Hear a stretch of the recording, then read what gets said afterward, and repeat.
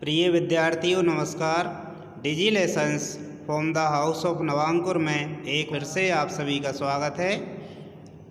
आज हम कक्षा 8 विषय संस्कृत के पाठ 8 यक्ष प्रश्न का अनुवाद करते हैं।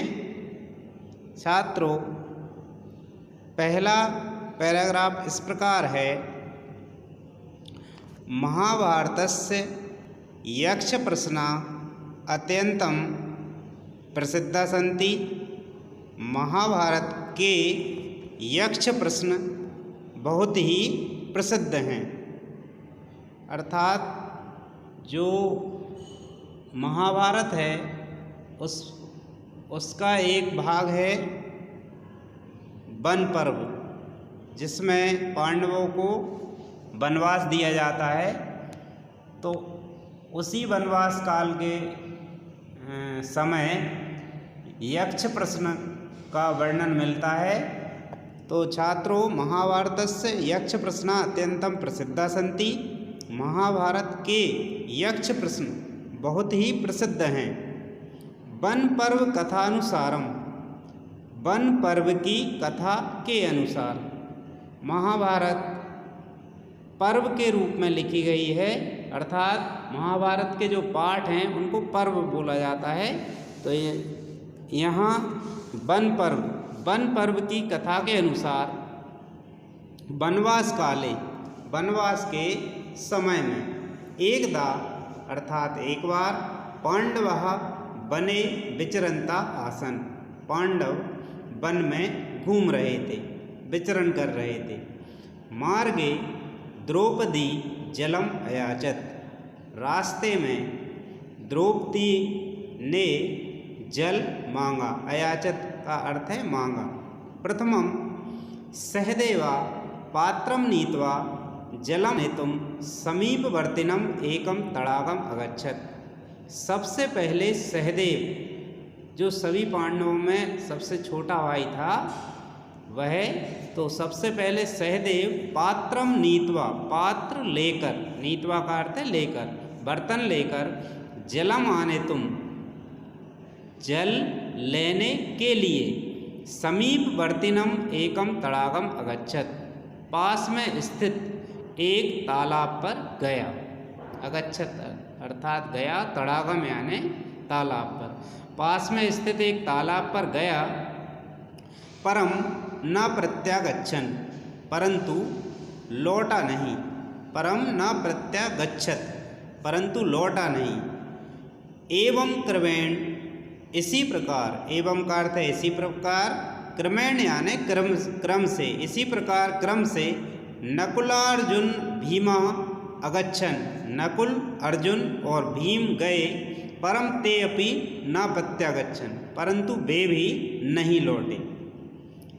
अन्ते स्वयं युधिष्ठिरा तत्रागत्य अपश्यत, अंत में स्वयं युधिष्ठिर ने वहाँ जाकर देखा। अपश्यत यानी देखा, यत यानी की, देखा कि मैं चत्वारा अनुजा, मेरे चारों छोटे भाई, भूमो निष्प्राणा पतिता, भूमो का अर्थ है भूमि पर, निष्प्राण अर्थात मरे हुए, पतिता यानी पड़े हैं। मेरे चारों भाई भूमि पर निष्प्राण पड़े हैं। सह तत्कारणम ज्ञातुमेच्छत, उसने इसके कारण को जानने की इच्छा की। सहसा एका विशालकायः यक्षा आगच्छत, अचानक एक विशाल शरीर वाला, बड़े शरीर वाला विशालकाय यक्ष आगच्छत, यक्ष आया। तेनोक्तम, उसने कहा, यत यानी कि, उसने कहा कि मम प्रश्नोत्तरम बिना, मेरे प्रश्नों के उत्तर के बिना, यदि त्वयं जलम गृह्णासि, यदि तुम जल ग्रहण करते हो, तर्हि त्वमपि एवमेव निष्प्राणतां प्राप्स्यसि, तो तुम भी इसी प्रकार ही मृत्यु को प्राप्त करोगे। मेरे प्रश्नों के उत्तर के बिना यदि तुम जल ग्रहण करते हो तो तुम भी इसी की प्रकार ही मृत्यु को प्राप्त करोगे। अनंतरम यक्षा प्रश्नान करोति, इसके बाद यक्ष प्रश्न करता है, युधिष्ठिरस्य उत्तरे संतुष्टा, युधिष्ठिर के उत्तरों से संतुष्ट होकर अनुजेभ्या छोटे भाइयों को जीवन दानेन सहेव जीवन दान के साथ ही जलम अपि अददात जल भी दे देता है। महाभारत के यक्ष प्रश्न बहुत ही प्रसिद्ध हैं। वन पर्व की कथा के अनुसार वनवास के समय में एक बार पांडव वन में घूम रहे थे। मार्ग में द्रौपदी ने पानी मांगा। सबसे पहले सहदेव बर्तन लेकर पानी लेने पास के एक तालाब पर गया, परंतु नहीं लौटा। इसी प्रकार क्रम से नकुल, अर्जुन और भीम गए, परंतु वे भी नहीं लौटे। अंत में स्वयं युधिष्ठिर ने वहाँ जाकर देखा कि मेरे 4 छोटे भाई भूमि पर प्राणहीन गिरे हुए हैं। उन्होंने इसके कारण को जानना चाहा। अचानक एक विशालकाय यक्ष आया। उसने कहा कि मेरे प्रश्नों के उत्तर दिए बिना यदि तुम पानी लेते हो तुम भी इसी प्रकार मृत्यु को प्राप्त करोगे। इसके बाद यक्ष प्रश्न करता है, युधिष्ठिर के उत्तरों से संतुष्ट होकर छोटे भाइयों को जीवन दान के साथ ही पानी भी देता है।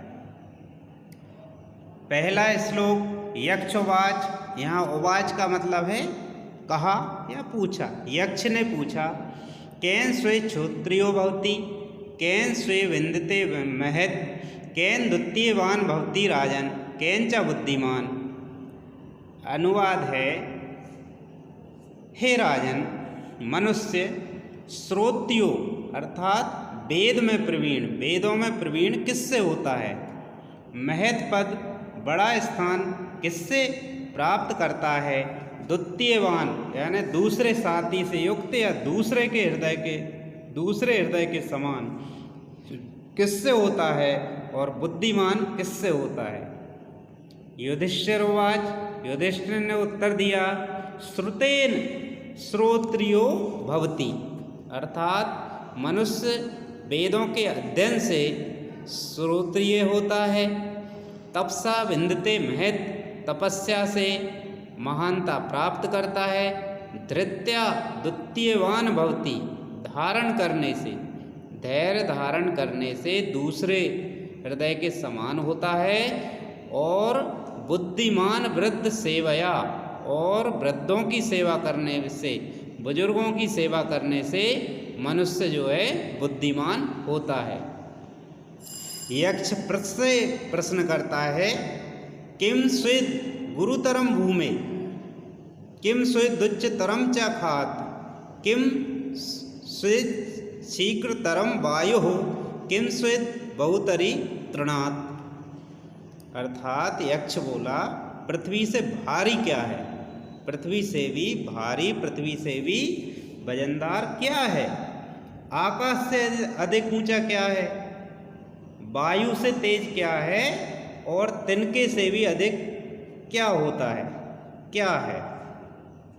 युधिष्ठिर ने उत्तर दिया, माता गुरुतरा भूमे खात पितोच्च तरस्तथा मना शीघ्रतरम बाता चिंता बहुतरी तृणात्। अर्थात युधिष्ठिर बोला, माता पृथ्वी से भी भारी होती है, पिता आकाश से भी ऊंचा होता है, मन वायु से शीघ्र होता है और चिंता तिनके से भी अधिक होती है।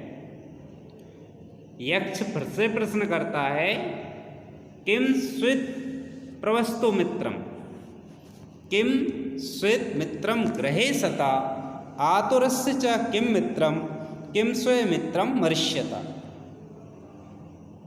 प्रश्न है, विदेश में रहने वाले का मित्र कौन होता है? घर में रहने वाले का मित्र कौन होता है? रोगी का मित्र कौन होता है? आतुर, आतुरस्य यानी रोगी का, आतुर का बीमार होता है, रुग्ण होता है। तो आतुरस्य किम मित्रम, बीमार का मित्र कौन होता है? किम स्वेद मित्रम मरिष्यतः, और मरते हुए व्यक्ति का कौन मित्र होता है? एक बार फिर से प्रश्न सुन लें कि विदेश में रहने वाले का मित्र कौन होता है, घर में मित्र कौन होता है, रोगी का मित्र कौन होता है और मरने वाले का मित्र कौन होता है? युधिष्ठिर उत्तर देता है सार्था प्रवस्तो मित्रम, अर्थात धन पास में हो, धन साथ में हो, वही विदेश में मित्र होता है। विदेश में और कोई दोस्त नहीं होता, केवल पैसे की ही वजह से सारे काम सिद्ध होते हैं। इसलिए विदेश जाने पर, विदेश में होने पर, विदेश में रहने पर धन मित्र होता है। घर में भार्या मित्रम गृहे सदा, और घर में हमेशा पत्नी मित्र होती है। आतुरस्य भिषक मित्रम, बीमार व्यक्ति का कोई दोस्त नहीं होता, बीमार व्यक्ति का कोई मित्र नहीं होता, केवल उसका एक ही मित्र होता है, भिषक। भिषक का अर्थ है वैद्य, चिकित्सक, डॉक्टर। तो बीमार व्यक्ति का मित्र होता है चिकित्सक, डॉक्टर। दानम मित्र मर्ष्यता, और मरते हुए व्यक्ति का मित्र होता है दान। एक बार फिर से सुन लें कि विदेश जाने पर धनी मित्र होता है, घर में हमेशा पत्नी मित्र होती है, बीमार व्यक्ति का मित्र चिकित्सक होता है, और मरते हुए व्यक्ति का मित्र होता है दान। युधिष्ठिरस्य उत्तरेण संतुष्टा, युधिष्ठिर के उत्तरों से संतुष्ट होकर यक्षा अवदत्, यक्ष बोला, भो राजन, हे राजन, त्वयं भ्रातृषु यम एकम इच्छसि, तुम भाइयों में से जिस एक को चाहते हो, यम यानी जिस, एकम यानी एक को, इच्छसि यानी चाहते हो, सा जीवे, तो उसको जिंदा कर दूं। हे राजन, तुम भाइयों में जिस एक को चाहते हो उसे जिंदा कर दूं। युधिष्ठिर उवाच, अर्थात युधिष्ठिर बोला, नकुलो जीवेत इति ममेच्छा अस्ति, नकुल जीवित हो, नकुल जिंदा हो, यही मेरी इच्छा है।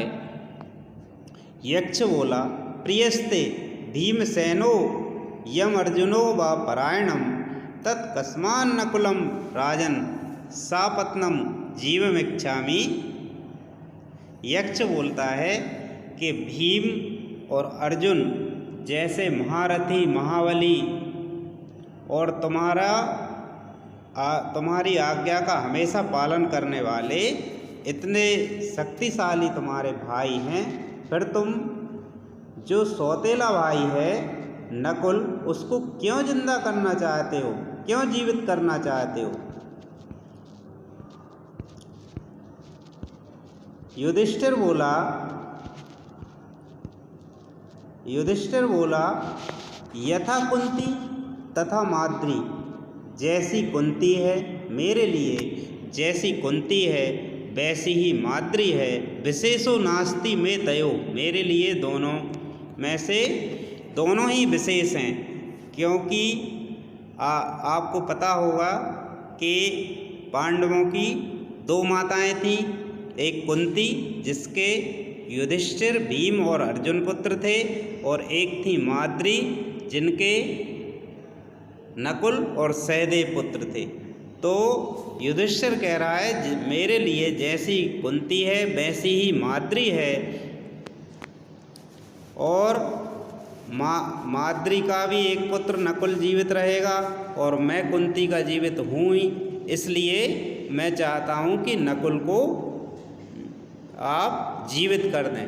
युधिष्ठिरस्य निष्पक्षतया, युधिष्ठिर की निष्पक्षता को, धर्मनिष्ठया चा, और धर्म के प्रति निष्ठा को प्रसन्न होकर यक्षा सर्वेभ्यः जीवनम दत्तवान, यक्ष ने सभी को जीवन दान दिया।